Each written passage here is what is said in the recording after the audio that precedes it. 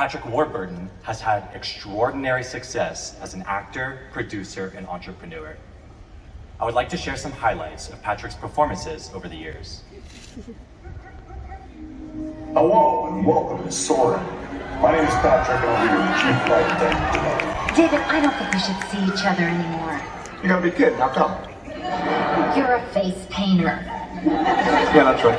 Look, I need your help tonight, please. This has to go really well for me. And you shall have my help, because you are my beautiful flower. You know what?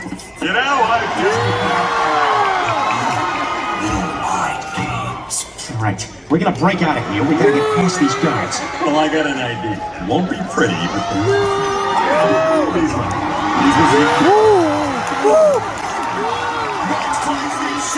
Rock, yours again. Paper beats rock. No, it doesn't. Rock beats everything. Why do you even play paper? You should play rock. It's the best one. Well, Destiny, And you don't know him? Gotta go. Not Ant-Man, it's like Green Man or something. Who was that blue stranger? He was the Tick.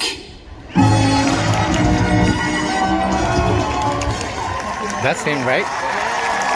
Oh yeah! Woo!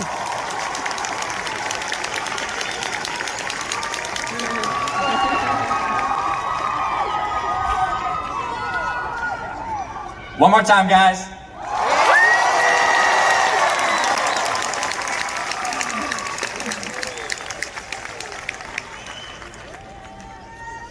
Patrick, it is my honor to welcome you to the Orange Coast College Alumni Hall of Fame and have you share your thoughts and experiences about your OCC experience here with my fellow graduates.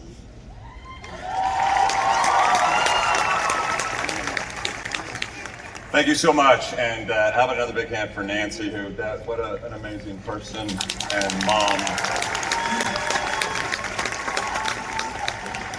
Very impressive. This will somewhat be the polar opposite of that. There's a llama up there. Did you guys get that for me? There's stuff. There it is. Thank you. Wow, I'm very honored. You know, I went to school here at Orange Coast College in '83. But before I came here, I graduated from Newport Harbor High School. And I knew there'd be a lot of you here. By the way, congratulations, Pirates. Pirates forever. It's in your DNA now. Well, I graduated from Newport Harbor. Our commencement speaker was a gentleman who created Hobie Cat Industries. And as he spoke to my graduating class, he said, if y'all want to just take a year off and kick it around Hawaii, you can do that. I did it. I'm a millionaire. I believe there was a collective gasp with all the parents there. So. Tonight will be much worse. I failed out of Orange Coast College. And I'm sorry, and I should have said something earlier, but I've never gotten an award for anything. I was very excited, and so I'm just messing with you. I know everybody expects me to be a little stupid. I did actually fail out of Orange Coast College. That is true. But these fine academics knew. I told a nice lady from the college, Liz, I said, you know I didn't finish. And she said, we know that.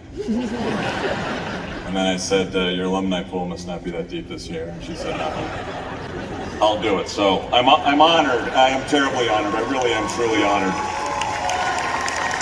I mean, I feel less deserving of this award than Martha Stewart getting the cover of Sports Illustrated Swimsuit. I said less deserving. As a fabulous woman. Look, outside of falling asleep in most of my auditorium classes, I did have a foundation building experience here, mostly due in part to crew. It was the best team sport involvement I'd ever had in my life. It was due to the great guys on the team, the great guys in my boat, and most importantly, our legendary coach, Jim Jorgensen. And you know, when you row, and this is my excuse for failing out, when you row for 2 hours in the morning and then you wander on campus in sort of a haze of exhaustion and endorphins, and you've not yet discovered that superfood polyphenol-rich miracle beverage coffee, tend to nap. And I fell asleep in all my classes. I fell asleep in astronomy, which I found fascinating.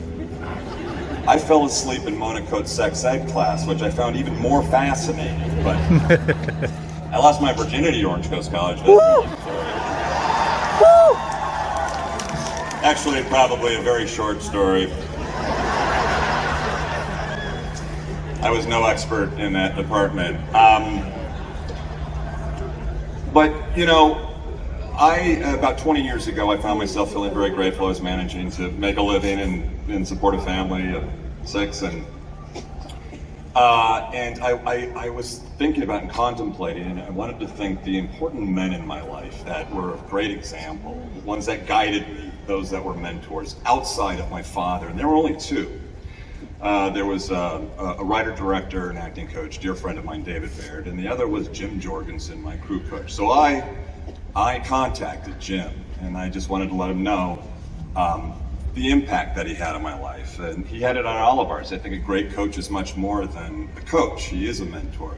And he had great perspective, and he taught us so much, and all of his, you know, simile and metaphor and rowing that played into everyday life and who we would be, and just the amount of respect that we had for that man. It was pivotal, and it meant something very, very important to me. So he had me then come speak at Orange County, at an Orange Coast fundraising event for the crew. And then as a gift, he gave me the paddle from his oar, which certainly I didn't feel deserving. I infamously caught a crab in the Newport Regatta, which is really, it's hard. Failure is tough to live with, but I'm here to tell you that we fail. All of you are going to go out into the world, and you're going to make a difference, and don't be afraid to fail. You know, I have failed and accidented my way into some pretty wonderful things, and we all fail. But he gave this to me, and it's fantastic. It's made out of wood. I don't even think they had fiberglass invented back in the day. It was probably handcrafted on some Dracula island out there by the UK, but it's just absolutely stunning. It's beautiful, and it's right in the middle of my dig me wall at my bar.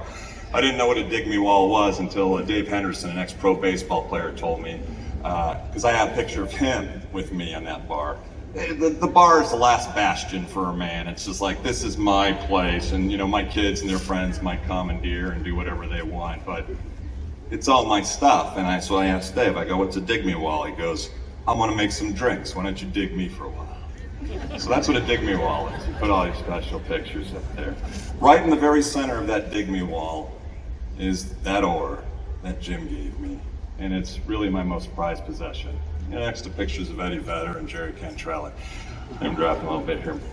I had very religious parents. My father, God love him, was not okay with me failing. He was a surgeon, his mother was a nurse, his father was a surgeon.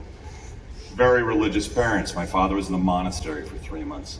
He was in Gethsemane in Tennessee. His spiritual advisor was Thomas Merton, who's a very famous Catholic scholar. He did Mass one time with Padre Pio, who's the last ordained saint to have the stigmata. My mother was even worse. My mother let me know at the tender age of 10 that she'd given me to the Lord and that I was going to be a Catholic priest. Okay? You don't do that to kids. That's how serial killers are made. My mother walked around our neighborhood when I was 13 years old, passing out pamphlets on the sins of masturbation. So that didn't get me in with the cool kids. But imagine the guilt I felt when You know what I'm talking about. I'm pretty good at reading people. Don't be embarrassed, we all do it. Not as much as you, but we all do it. I owe you a beer. I'm buying you a beer after this. I think it was this challenging upbringing that created the impetus for me to have worked so very, very moderately, so that I might one day make it to the middle, where people know my face and voice, perhaps, and not my name. Mission accomplished. I do a lot of voiceover work, I would have to say, as a voiceover artist. My 3 favorite voiceover artists of all time, Mel Blanc, Doss Hawkins, and of course the great John Wilkes Booth. You're educated. See, we think of him as just an actor. But he was also a voiceover artist. Not in cartoons, obviously. They didn't have those back then, but in puppet shows. There's no actual recording of his voice because they didn't have anything. They had that cylinder that you would turn, and I'm not here to give a history lesson. Those are my 3 favorite voiceover artists of all time. My parents are very religious. My father, he took me down to USD to meet the Dean of Admissions. Showed him my paperwork from OCC. And the Dean looked...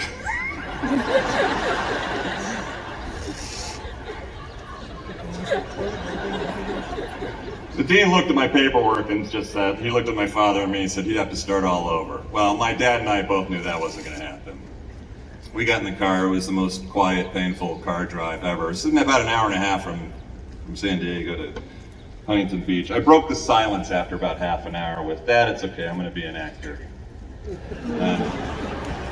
And went right back to being silent. We could have been driving to Missouri. It was the longest, most painful drive ever, but very religious. You're all out here and you're going to create your own paths. We love our parents. We respect them. They've given their whole lives to you, and they will worry about you till the day they die. That's just the way it is, you know. But you're individuals, so you're all going to make your own decisions, and so make sure that the decisions that you make right now and what you study and what you pursue is what means so very much to you, because you know, we are individuals and we have to decide, and it might sound elementary, but it's a struggle at times. And it really is with your parents. It's very much a struggle. My parents, so religious, they had disapproved with almost everything that I've ever done. For 20 years, they begged me to get off of Family Guy because they actually believe that it's blasphemous. I kind of get what they're saying. I see it for what it is. It's satire, and I believe that we need satire. We need to be able to laugh. Satire is a comedic form as old as time. We have to be able to laugh with each other, laugh at each other. We have to be able to laugh. And but they've never been pleased with anything, and so I've had to be okay with things because I know that, you know, morally, and even though I see things differently in the realm of spirituality and whatnot, it still has an effect on you. They weren't happy at all when I did that movie Ted, and I don't know if any of you saw that. My mom's like, "Are you playing gay again?" I said, "Mom, they're everywhere. Get used to it." And I'm kissing this guy, Ryan Reynolds. By the way, the guy I kissed Mom, he's a billionaire. Ryan Reynolds. I kissed Ryan Reynolds in Ted. Yeah. Jealous? Not of me, but of Ryan. I don't think anybody ever went up to Ryan and said, "You get to kiss Patrick Warburton, that's awesome." But, so I kissed him, and you know, it was hotter than I thought. Or not hotter, it wasn't as gross as I thought. It wasn't as gross as I thought it'd be. The best part about it was that I actually got to take him off of my daughter, off of her top 10 list, because that's something that I observed that 17-year-old girls do. They sit around a table writing names of all the boys they want to kiss. They're not solving the problems of the world. But it's very powerful information for a father to have. When you kiss a guy, he is no longer hot. I've threatened her with Chris Helmsworth. She said, "You're not working with him." I said, "I'll find out where he drinks. It won't be a problem."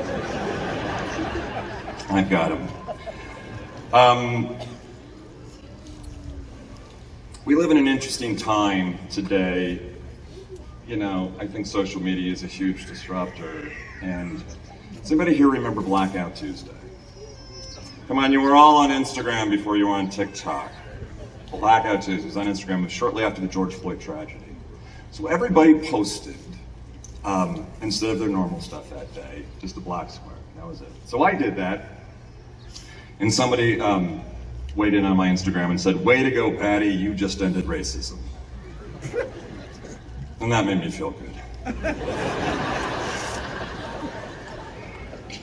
There was something about, I kind of wanted to weigh back in and say, no, really just a show of solidarity.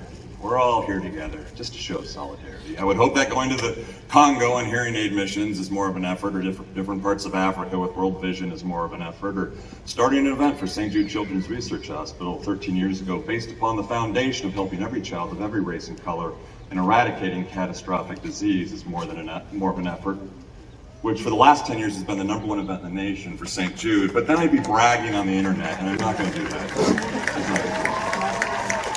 I just bring it up. Everybody's really, it seems these days, quick to accuse, quick to criticize.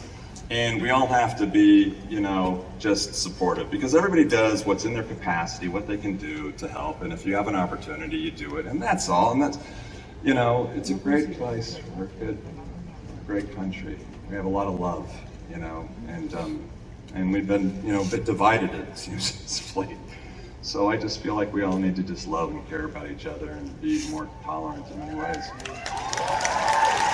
And I do love to bring up St. Jude. Hey, if any of you are inspired, go out and work for St. Jude. St. Jude Children's Research Hospital, when they opened their doors, the cure rate for leukemia was 4%. It's 94% now. Their overall cure rates have gone from 20 to 80%, mostly in part due to what St. Jude Children's Research Hospital's done. They're non-proprietary, so they share everything that they have with the rest of the world. They make their own medicine because Big Pharma is corrupt. And it's really, truly, when you talk about just a great model for all of us to look at. I tell you all this stuff, and just to get back, in regards to what we all have to do is make our own decisions and make them intelligently, and thoughtfully. And because I never did that. I mean, my whole life has been less than traditional. My proposal to my wife was anything but traditional. We were dating. I was living in LA. She was in Huntington Beach, and I got caught. And we kind of had it out. That created quite a situation. And she said, "You don't take this relationship seriously. You don't care." And I said, "Why don't we just get married?" I mean, it was half a bluff. And she called me on it. And she said, "Really?" And I said, sheepishly, "Yes." And she called our priest, Father Vince at St. Simon and Jude, Huntington Beach. He said, "We just had Valentine's Day weekend open up, very coveted slot." She said, "We'll take it." We've been married for 32 years. We got 4 great kids, 4 stupid dogs. We're still here. That woman has had a lot to deal with over the years. I love her dearly, and she's wonderful. Hey, here's some positive stuff I've seen on the internet. Gratitude's a superpower. We could either be miserable or happy. It's going to take just as much effort to do both, Congratulations. I envy all of you. You're at such a great place and time in your life. I miss the 80s. I miss Orange Coast College. Godspeed. I feel very blessed and honored to be probably the only alumni of the year who didn't make it. I didn't fail. I failed. But much love and success, and I truly am honored to stand here before you. And I know that you're all going to be responsible for so many great things. And be careful. Do be careful, because as I said, your parents are going to worry about you every day of their lives. And always remember that, you got to be well versed in all the woodland creatures, not just the squirrels. Squid kitties, squid squirrels. I love you all. Congratulations, pirates.